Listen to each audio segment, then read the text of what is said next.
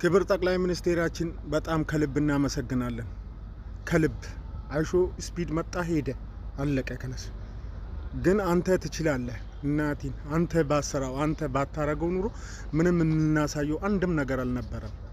ሁሉንም ቦታ አይቶ ልጁ አፉን ከፍቶ እስከሚገረም ደረጃ ስላደረስከን ሰርተ ስላሳየን ከልብ እናመሰግናለን። እናቴ ትሙት ኑርልን፣ ሺህ ዓመት ንገስልን። ምስጋናዬ እኔ ለአንተ ነው። ምስጋና የምሬን ነው የምልህ።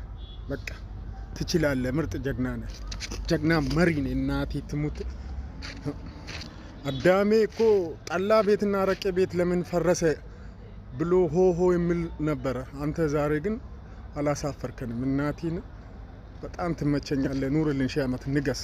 ምስጋናዬ ለአንተ ነው። ነኝ የምን አይሾ ስፒድ አንተ መሪ እንኳን ሆንክ።